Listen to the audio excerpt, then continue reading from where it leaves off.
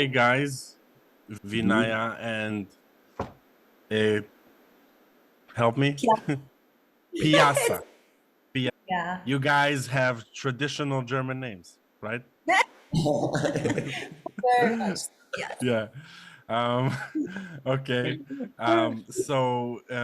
Today is going to be so interesting. I know because we've also already spoken to Vienna about what you guys do, and for me, this is fascinating. Plant medicine and helping with people to reach their truer self, which also coincidentally also helps them reach more of their potential. Um, and I'm just interested to hear from you guys, in your words, what is it that you guys do? Give us a brief explanation. You start. Me? Well, so I facilitate somatic therapy. I help people with trauma, particularly, or anxiety, depression. And I utilize somatic therapy tools. I'm also a certified somatic sexologist, and I'm using 5-MeO-DMT as a tool to help people remember and to find safety in the body, to get out of their heads into their bodies. So I have retreats, which are a 7-week container where we work together before and after doing preparation and integration, but we spend a week together of really just dropping into presence. One way to put it. There's a lot more that I could say, but that's my quick answer. So, I think the natural question that a lot of people have is, um, 5-MeO DMT. What is that even? Okay. So, when I first heard about 5-MeO DMT, and I just imagined the possibilities, I've never tried it. Um, I knew that one day this is something that is calling me that I will do, but it came with a lot of fear because it's probably the most potent psychedelic out there, probably, right? And it's no joke. It's serious stuff. And a lot of people, they are just unfamiliar with psychedelics in a whole, right? So they're not really gonna jump from no plant medicine to 5-MeO DMT, although some people do that. But there's so much programming around how plant medicine, psychedelics, it's drugs, it's for parties, it's dangerous, it's what bad people do, it's evil, right? And yeah, I want to hear your take. I know there's such a huge history here, and every single culture on earth has used psychedelics for thousands of years to grow themselves. Um, and then we have people like you who teach this and facilitate it and just use it like with no fear because you have mastery over it. So how did you get to this point where you guys are living in Peru? Is that right? Yeah. Correct. In the mountains in Peru, and you are facilitating these retreats. That's amazing. How did you get there? There's so much I could share from what you just said.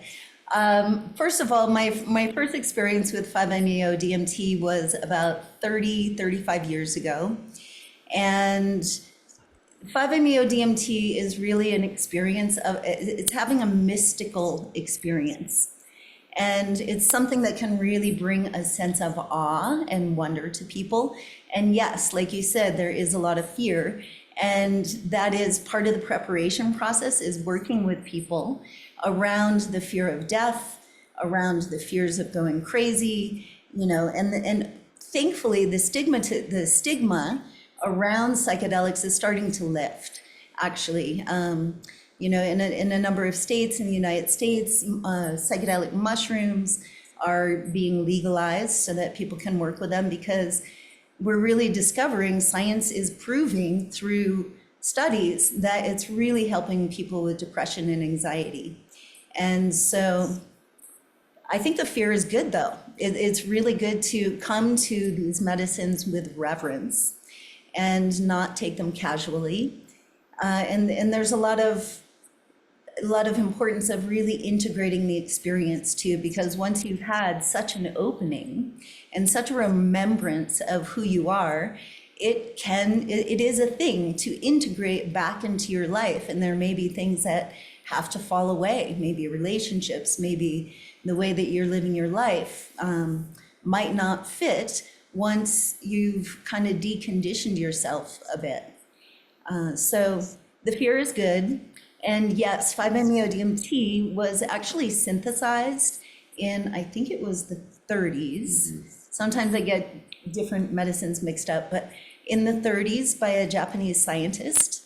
And it was being used over a number of years. But then in the 80s, it was actually discovered that the Sonoran desert toad, the Bufo alvarius, contains 5-MeO-DMT. So it's a molecule. You can find it, it's also endogenous to our own system, to the human system. It's found in grasses, it's been found in ancient archaeological sites where people were snuffing it. It was put into snuff, used from seeds and grasses. So that it has, you're correct, it has a very long history. So, maybe can you share with us about the first time that you did this? What drew you? And then about your actual experience. What was this like? Because again, the stuff is scary, right? But Can be. once it for a lot of people, including myself, before I know that I'm gonna be scared before I try. And I know, maybe I'm imagining this, that it's also going to be a life-changing, wonderful, amazing experience. And that's, take saying that lightly, right? You And know, yeah. interrupt you. When you said you will be scared, I did like, I don't know, about 60 or so ayahuasca ceremonies. Every time before I have to drink the cup, I am scared. And it's not really like a death fear, but it's like I'm scared. Like, what is gonna happen this time? And I remember one time I asked to my ayahuasquera, we have one beautiful woman in North Peru. I said, why am I still scared? I did it so many times. She looks at me and she goes, I do this for 30 years, I'm still scared. So don't worry about that. Oh yeah. Please. Absolutely. I think it's scary. I think it's natural for us because no matter what we're doing, we're stepping into the unknown. And every single time I think about, when I did mushrooms in the past, right? I would take a high dose of mushrooms. It's just scary to process what's going on in my life right now and where could this lead me to? Where could it take me? And this, even though I've done it many times, still this uncomfort. But anyway, for Yeah. people who have never even heard about it, can you please share what drew you to this, to try even, and how did that go for you? Yeah. Well, one thing I want to say is there is an ego death every time that we work with any of these medicines. So there's some part of us knows that something within us is about to die. And this is a good thing. Usually it's the things that are not serving us anymore. So I was actually working with an acupuncturist. I was an assistant to an acupuncturist, and he introduced me to ayahuasca and 5-MeO-DMT back, yeah, in the early 90s. So my first experience, what I remember most about it was I had this thought. I saw my mind struggling to comprehend what was happening, and my mind went something like this. It went, oh, this is like oh, this is like, and it would just fall away because there is no comparison. It's a non-dual experience. So ayahuasca is, it's still in the world of duality. It's very multidimensional. And whereas 5-MeO-DMT is a pure, not, it's a non-dual experience. And it's also very somatic. So it can come in and shake us up. There's different kinds of ways that we purge anxiety. You know, the nervous system purges old experiences. So it can be a very somatic body-based experience as well. Some people might not know what is ego death and a dual experience or non-dual experience. Could you explain what it is? That is so hard. That is a good Sure. question. You can try We it. can try. We can try. I can help you guys. Okay, so the dual experience, we are in a world, in a reality of duality. Good, And bad, bad, day right, and wrong, night, you know, all these dual things. black and white. In reality, there is not such a thing. When we are stepping into our awareness and our consciousness and our being, there is no good or bad, day or night. There is just isness. That's the way it is. There's no judgment. There's just, I call it isness. And that would be the world of non-duality. I'm not identified with anything. I'm just being. Right? So there's no different realms. There's no good or bad. There's no fear. There's nothing. There's just presence. Does that make sense? And I would say that in the experience with 5-MeO-DMT is there's an absolute remembrance and recognition of that we are all connected. It's unity consciousness. Everything is unified. Spirit, God, whatever word works for each individual is, it's like we are a drop in the ocean and we are the ocean all at the same time. It's something that is very experiential. It's very difficult to explain. Yeah. So I once had this experience where I was talking to my teacher, and I actually have not even began to work with this teacher. And this is a teacher that helps you, or I don't know if you call it help, but he helps to bring non-duality, or to see it, or to experience, or to be it, or to show you who you really are. And I just spoke with him. I didn't begin working.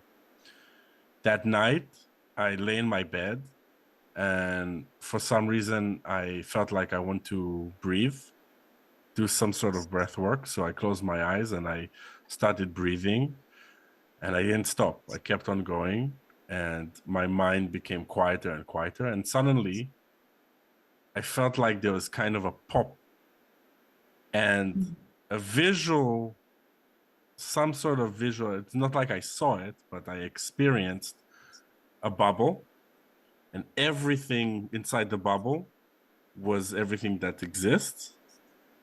And I became, or I felt, the outside of the bubble, which is nothing, absolutely nothing. But everything that exists was within the bubble. Sorry, was within the nothingness, was surrounded by nothingness, something out of nothing. And this was very strange. And the next morning I woke up, and this is me dealing with PTSD and enormous amounts of anxiety for years and years and years. And I woke up and I took my first step, and I noticed that it's peaceful inside my mind. It's quiet. There's no noise, no buzzing, no this thing that I didn't even know, but it was there since forever. This noise was just gone. And the only way I could even understand it was it being gone, and now I can have something to compare to. And after this event, it was for some time hard for me to even refer to myself with my own name, and to be like, I didn't feel like I'm Simon. I didn't feel correct. I didn't feel like somebody. I just was for some time, not wasn't permanent. So that's my, I think, my experience of something non-dual. I don't know. We have balloons. I don't know why, but good. So what do you guys think about this story? I experience moments like this, and in the Vedic tradition or in the tradition of India, this is called samasati, right? Remembrance. And through moments, it just happens, either through deep meditation, or what you did is just becoming conscious of your breath, meaning you are in the presence and you suddenly just are. And that is a remembrance. And then we can keep this for a while and then we forget about it. And by, we will remember more often. And what it's called enlightenment, as far as I understood, is that you're constantly in that space. And it can be reached through various methods. And in my experience, coming back to 5-MeO-DMT, that's kind of like a shortcut, because I don't need to sit in the cave for 20 years and meditate, or be lucky and already so much conscious that just one night it will happen. This medicine will open that door. Yeah, and what I want to say about that is once you have that experience, you're having what we would call a felt experience. So when I work with people with this medicine, instead of just having it be a quick experience that, is like, wow, that was just a high, and then you go and you forget about it again, is working with somatic therapy to help people to anchor that experience so that we don't go through this constant remembering and forgetting. But we can really, remember what is it like to have that felt experience and anchor it in so that we can bring that and have it affect our lives, really change, be life-changing. So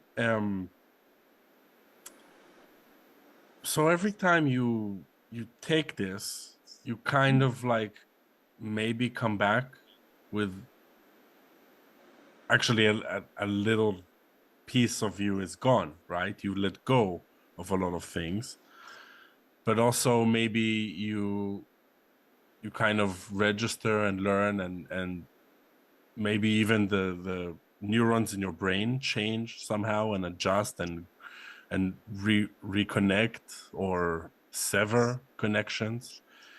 Um, so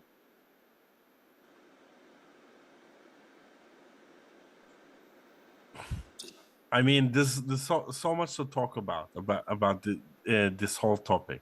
Yeah, you. Well, what I would say in reference to what you were just mentioning is that with psychedelics, 5-MeO-DMT included, we have increased neuroplasticity. So whatever it is that the insights that we've had through the experience, like there's a window, there's a golden time after, it's called the golden time afterwards, where we have increased neuroplasticity. So whatever it is, the thoughts, the actions that we practice during this time after the experience, it's more easily integrated into our life. So we can make changes much more easily. Yeah. Vinaya, you also said something interesting. You said that it's kind of a hack that we could get these profound experiences without meditating 20, 30 years. But I think a lot of even spiritual teachers, they're going to tell you that it's not good, that you are a false prophet, that you are leading people into doing chemicals and all these unhealthy things, and that it's not Buddhist, or it's not real. I hear that, I heard that, and I have to quote, but not in exact words because I don't remember, Osho. He was not against drugs. He said, try it out, experience it, and then find that place without the help of the drug.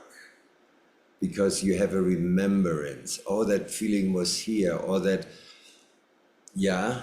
Which is the felt experience that I'm speaking about. Yes, that's the felt So you experience. can find your way back.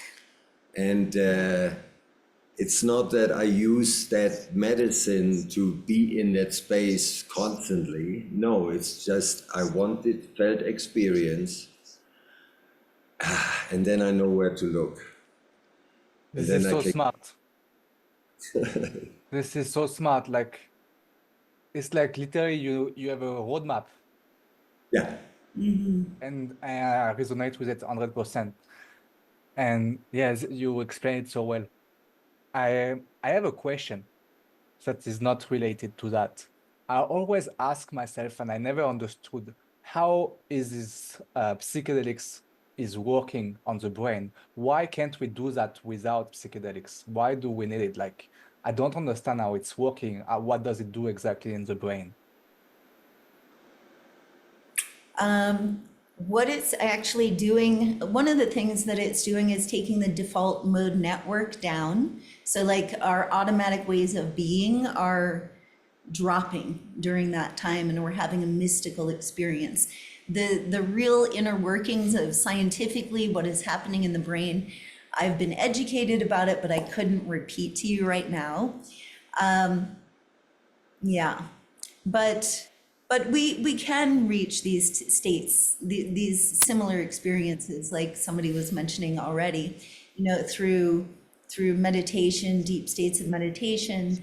But it could take a lifetime, or like happened for Simon, it happened like that. He had a spontaneous experience, right? So it can happen. And I know that there are people, there are spiritual teachers who feel that it might be detrimental. And that is, some of the reasons that they speak about that is because it's such a fast experience and maybe we didn't do the work. And that's why it's really important to me to help people prepare for the experience, to really understand what's about to happen, to really contemplate all of the different themes around death, ego death, all of these things. It's really important to start to talk about that. And ego death, I don't know if we ever answered that. Ego is who do I think I am? I am a woman. My name is Piyasa. I'm living in Peru. These are like the little me kind of things. But who am I really? And that, which is one of the deepest questions that I think humans have been asking themselves forever, and it's about getting in touch with that. Who am I really? And dropping the little I, which is the identification and the attachments to who we think we are. So, And yeah. what, like this idea is like, why psychedelics? It would be in a certain way also like, why meditation? Why are we here? It's like an ongoing question nobody ever answered. And knowing from our cultures, from like thousands of years in places, people have been using these psychedelics, which are also having receptors in our brains. So somewhat like this whole creation put these psychedelics or these plant medicines into place with a connection to our brain and our being so that we can wake up. It's a mystery. Except I know out of experience and also working with Piyasa, with other people and seeing what happens, it's amazing. It's just amazing. And it's so helpful to release things which in meditation, yeah, I'm just sitting and I can try to see if I can quiet my mind and my body and be present. Having traumas and anxiety and all these modern ailments, so to speak, will be almost impossible for me to do that. Pretty difficult. Yeah, very difficult. So these medicines help to make myself ready for these mystical experience. Make sense? Yes. So something came to my mind while you were speaking. For me, I'm a very logical person. And all my life, I kind of shut down my emotions. And plant medicine really, really helped me to reconnect and understand my emotions. I don't know why this came to my mind, but I just wanted to share that.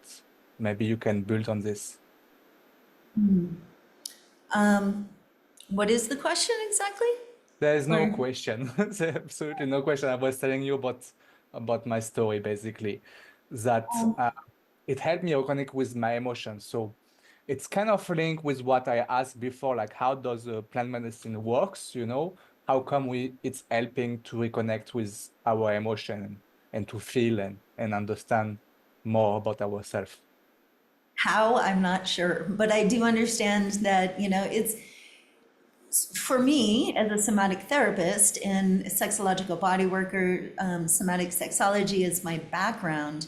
Like all of that, somatic, body base. What we repress, when we repress, we get depressed. So it's very important for people to express their emotions.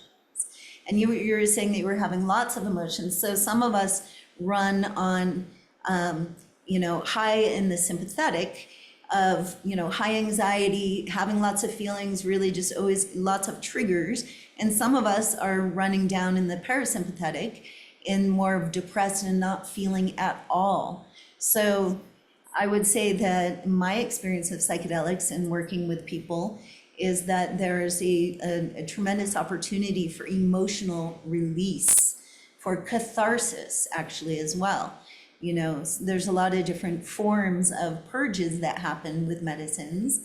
I'll speak just with, yeah, I mean, with many of them actually, not just 5-MeO-DMT, but sometimes there's a primal scream, which might need to come out of real expressing of the voice or of fear of something that happened in the past, to be able to really get that out of the body, because we know more and more and more these days about the effect of emotions and stagnant emotions in the body. Or even if you look at Chinese medicine, they've known that illness and all of the organs are all connected with different emotions, so I think we're starting to understand this more and more. So there's an emotional healing that happens. Like if you sat with ayahuasca, that either you or probably somebody in the room sat and probably cried all night, just really releasing grief.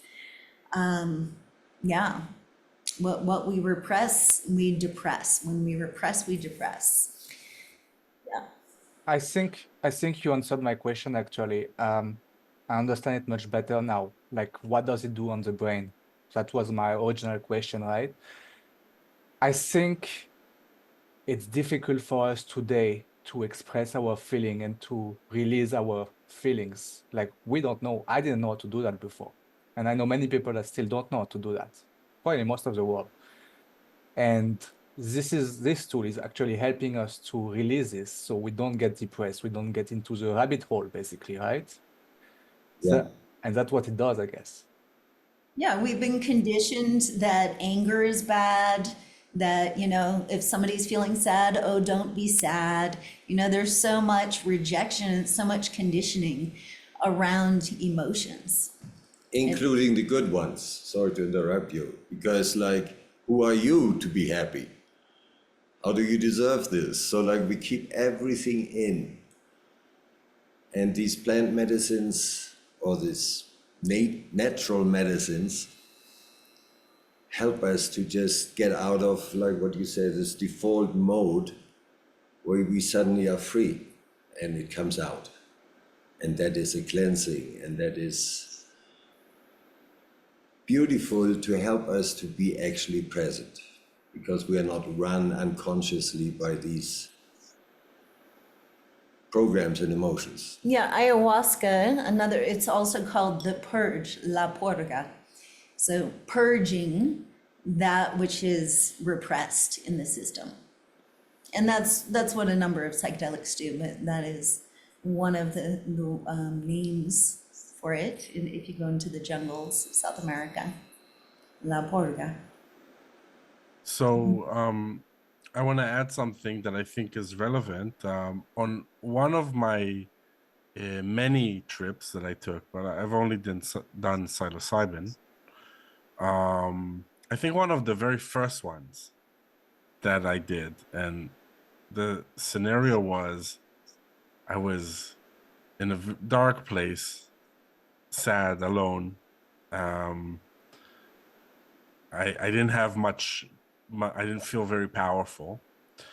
And I think it was terrifying, this trip, because it was all dark and I could see insect legs. For me, that's very gross for me. That's kind of like a fear.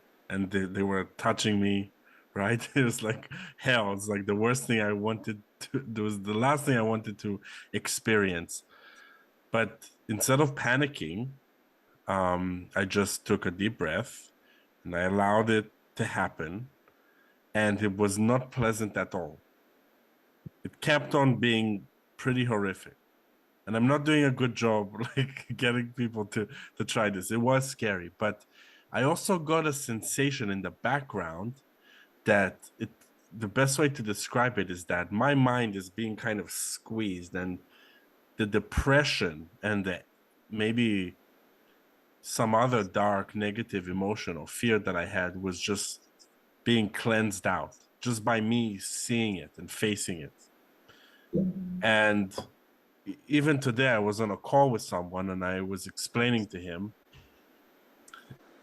that in order to heal, at least one of the ways and one of the things that we need to do is we need to go straight to what is the most painful and what is the most terrifying to us. And we need to look at it and process it in a way that we never could. And usually what we will find is that even though it's maybe uncomfortable or even terrifying, it's not as bad as we thought it's going to be.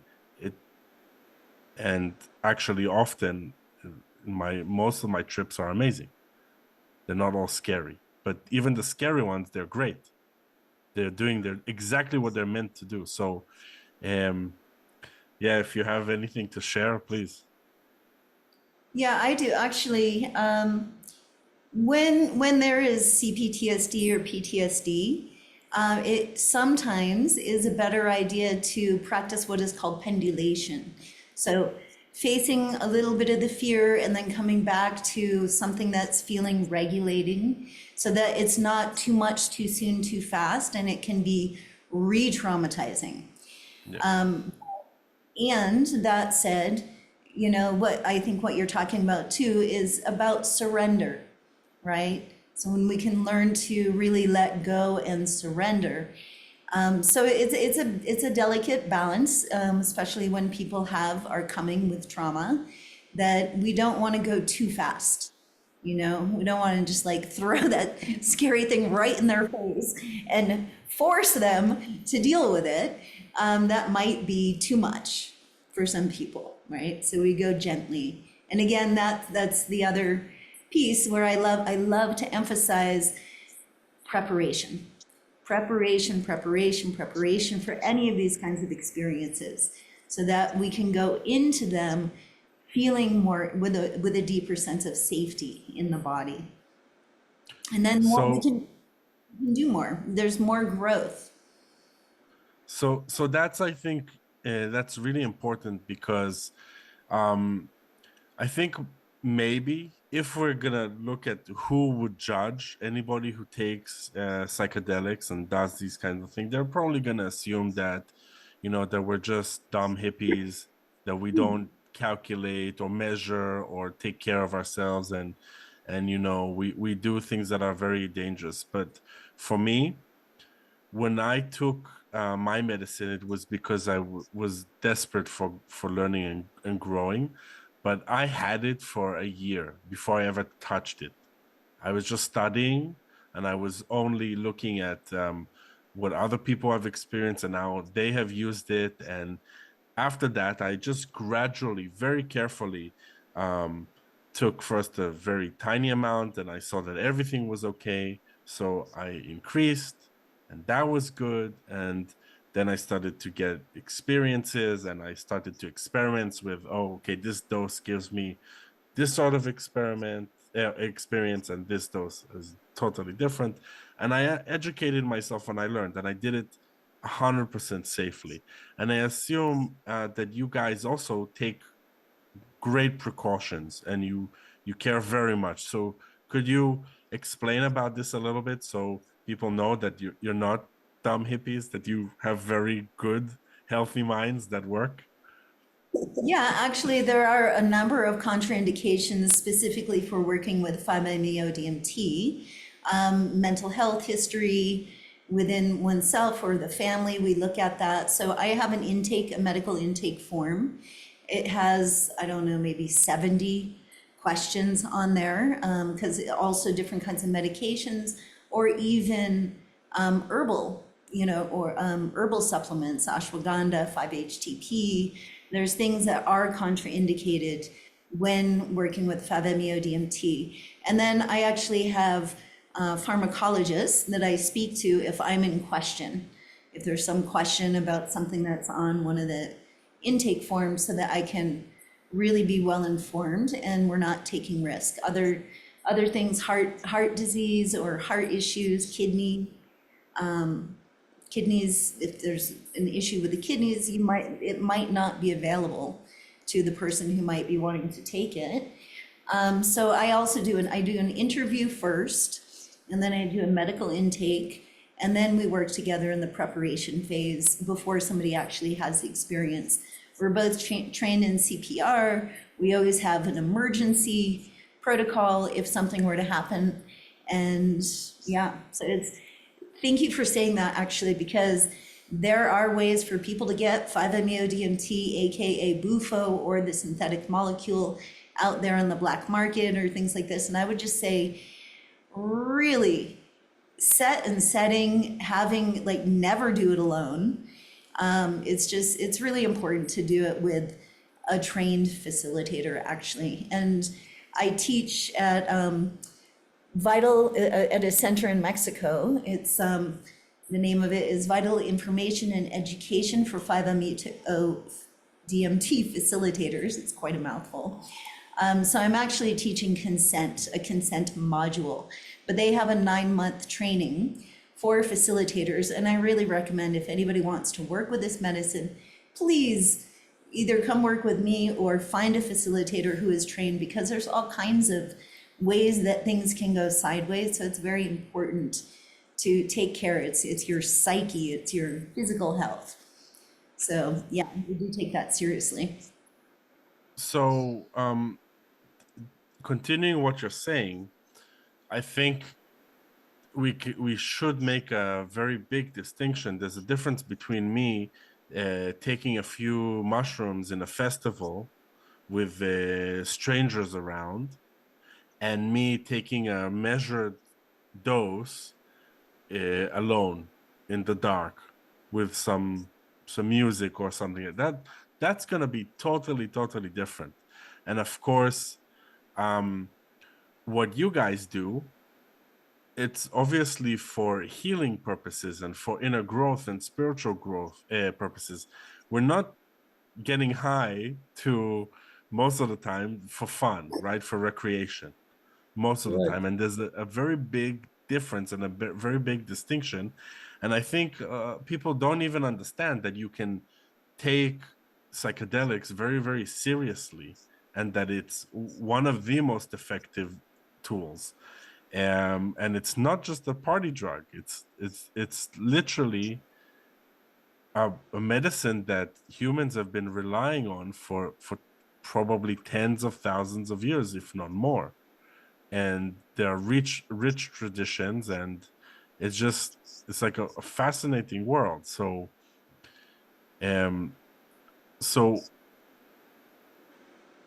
about the recreation and the spiritual growth, what can you add to that, to share? I mean, what would you say is the difference between taking drugs at a party to have fun and to laugh and what you do? Well, this is purely for therapeutic purposes. You know, people that I'm working with, they come with a deep intention.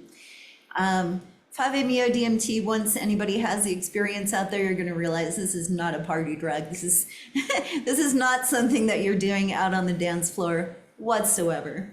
But Yeah, and out of my personal experience, Piyasa also did a training in facilitating healing with MDMA. And during this training, her students were giving sessions. And I did ecstasy party-wise a lot, specifically when it came out. And then I did this session where the focus was not in the party, where the focus was on myself. And it had nothing whatsoever to do with the party MDMA. Totally different, incredible deep, not comparable. So it's like we use some of these medicines as a party drug, and when we use them as a therapy or as a meditation, it is amazing. I had so many incredible insights and experiences just doing it therapeutically. So yeah, there's a huge difference, and we can use some of them for both. 5-MeO DMT, not me. ayahuasca, no, definitely not. I'd like to also mention that, you know, ayahuasca, traditionally going back thousands of years into the jungle, was only really used when there was a dispute in the community or people needed healing. It wasn't something like, you know, we're living here in Peru in a town where, you know, you can go into the stores here and you can see ayahuasca, huachuma, San Pedro, all of these things for sale in the store. And there is a lot of loose use, you know, and there's a lot of unintegrated experiences that people are walking around with. It makes it very difficult for people to ground back into reality. It's pretty dangerous, actually. But yeah, going back traditionally, people weren't doing it all the time. You know, even though I facilitate 5-MeO DMT, it's not that I'm doing it all the time. It's actually a question that people ask, you know. It's like I still use it with deep intention on a rare occasion, maybe just a few times a year. It is still important to me to stay in touch with the molecule so that, you know, like I need to remember that experience well, so that when I'm working with people, it's not like it's been a couple years and I'm disconnected from it. But it's not casual. It's definitely not casual. Well, it must be, I mean, just from my own experience, to go through a deep spiritual trip is so intensive and it's so exhausting. And sometimes you need a lot of time, weeks, months, maybe, to just think about what just happened and integrate that and connect where you want to go and what and who you want to be with this experience that you just had. And I'm just gonna go out on a limb here and say that I'm guessing that 5-MeO DMT is way way more intense than that. Maybe I'm wrong, but these things are absolutely exhausting. They can be not in a bad way. They just take up a lot of thinking energy and mind energy and probably body. And so it's not really practical to be doing this and get addicted to this, of course, and doing it every day. It doesn't make sense. It's not how it's meant to be used. I mean, I have heard of someone who did a 5-MeO trip every day for a few weeks or months, That didn't go well for him. I don't know. No. Can you even be addicted to this? No. I don't really think so. Maybe people might get addicted to the experience, you know, like always wanting to feel that high, that connection. But physiologically speaking, I do not believe so. And Simon, what you were talking about too is, I would say it's a very emotionally intensive to work with these medicines. So like during the retreat, we make sure that there's a lot of time for people to just rest and digest the experience. And, you know, there's a lot of emotional processing that's happening. Yeah. Yeah, because I mean, for people who have never tried this, and I hope a lot of people do, because it's so healthy and natural for us, I think. But it's really hard to put into words how intense this is. It's just not something that you do every day. It's a ceremony, and I think we ought to make a ceremony and respect, you know, what we're ingesting and doing with our minds and bodies.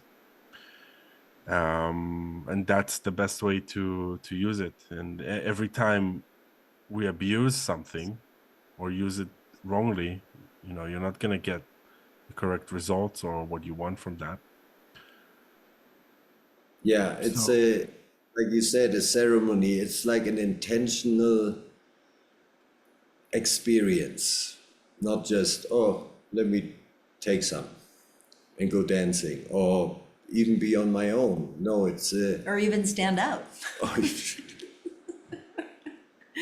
Actually, if people start surfing the internet looking about 5-MeO-DMT and ceremonies, I just want to give you a warning because there's also a lot of abuse within the medicine world as far as facilitators go.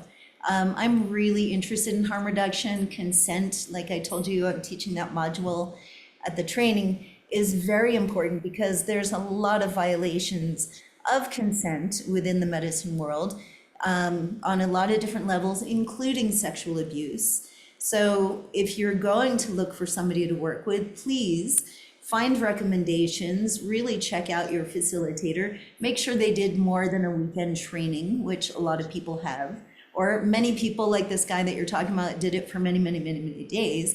They think that's the initiation. And that now, like I've heard this before, and now that they're ready to go out and serve this medicine.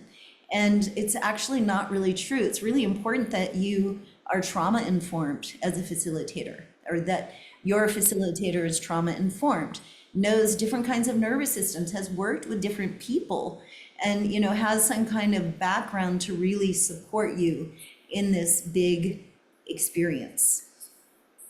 Yeah. yeah. I get exactly what you mean, and yeah, any type of situation where there can be this dynamic where one side is in charge, has more authority. You're also susceptible to, let's call them crazy people, who who have bad intentions, or at least not very noble intentions. So that's facilitators, that's, you know, the people who are telling you to take a drug to be cool. That could be so many different scenarios, and it's a shame if you have a bad experience because you've not done it with the right person, or the experience was not you didn't like it, and you're not inspired to do it again. That's a shame. However, I don't really see how people can honestly and really avoid this, because if they are susceptible to people's manipulation and lies, and they don't check like you recommend, that's what they're inviting into their lives, and that's the kind of experience that they are bound to get. I guess that's life. So those who value their sanity and their physical well-being, Please check out your facilitator, you know? Yeah, you can go into the Facebook page here where we live in the Sacred Valley and put in the word ceremony. And there are so many people calling out the different kinds of violations that have happened within these ceremonies. And these facilitators are still doing their thing. What is his name? Octavio, I forgot his last name. He's a doctor. He brought 5-MeO-DMT, he brought Bufo kind of out into the world. And he was shooting people with tasers. He had this method that he would have people stand up, smoke 5-MeO-DMT, get them with the taser, throw cold water on them, do all kinds of, and there have been a number of deaths under his facilitation, and he's still out there doing it because people don't really know. They can look and they see something, or people don't know what it's supposed to be like, right? They don't know. And so people report these like phantasmic, like experiences, and people think that's what it's supposed to be like. So yeah, people have to find their own way. So we're telling them now, be careful, be careful. People that have had psychotic breaks after working with 5-MeO-DMT too. This is, like difficulty coming back to reality. So it's just really important not to scare people, but to really impress upon everybody the seriousness of this medicine, that it's really important to know that you're a good candidate and that you're in good hands. For me, I guess a great sign is that I don't know why, but I was always called and felt like I need to do this, or I want it. But I wonder from your experience, if that was the case for these people that had these maybe of somebody that had a psychedelic psychosis episode, maybe, where I'll just try to quickly break it down. It's usually, and you guys can correct me if I'm wrong, they go through this experience and then they kind of come back maybe confused. Maybe they're not sure what is real, what isn't real. Maybe they're experiencing something else, like maybe voices, which would, to me, say that it's got nothing to do with the drug and everything to do with something that they're struggling with, some sort of mental disorder that they probably had prior. So your thoughts on this? Anything that you have to share? Yeah, that is part of the evaluation. The intake form is really knowing your family history, your history, and some of the cases, you can just, I'm just continually blown away by the loose abuse that happens here in Peru, because all of these medicines are legal, that there are no intake forms for many of these circles. I just actually had a woman contact me who wanted to work together for MDMA therapy. And she said that she wanted to talk to a number of different facilitators to just check out, because she had a difficult history. But these facilitators like, no, why do you need to meet me? Just come to the ceremony. So there's not, they're not doing that, but usually it's in the history already. But then there's also ways that you can really help to bring somebody back down, if they go too far out and have a difficult time coming back into the body.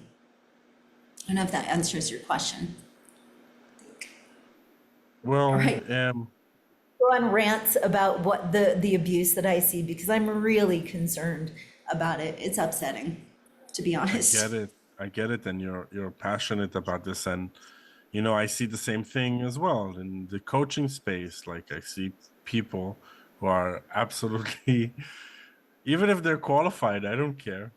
I don't care if they have even a master's degree and a PhD and they are the king of psychology. If they are doing something that is wrong, if they are really not supporting people, or hurting them, that stuff happens all the time. And yes, there's concern, but personally for me, I just think that some people are going to be drawn to some people, no matter what we do and no matter what we say, and other people will be drawn to us for a reason. And yeah, that's life, like you said. Yep. And it's always a question like when you say, yeah, you didn't check it out and then you have a bad experience or you die or all these so-called negative things which can happen.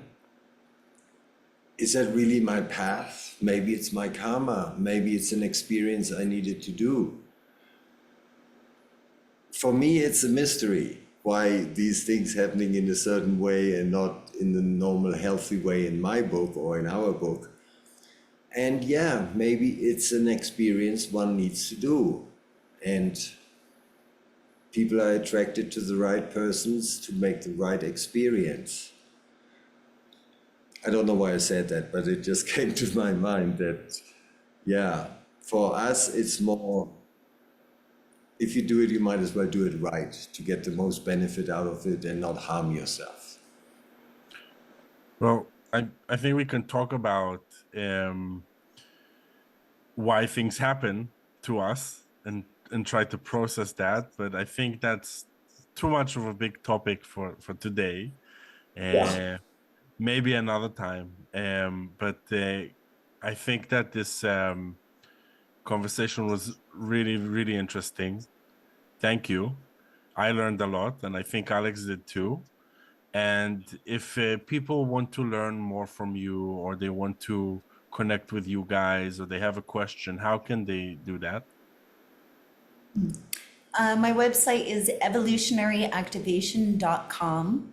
And if you sign up for my newsletter, I have a document that you will receive that has more education about the history of 5-MeO-DMT and just more information. And on my website, you can see and read a lot more about the itinerary for the retreat, what the plan is, all of that kind of stuff. So evolutionaryactivation.com.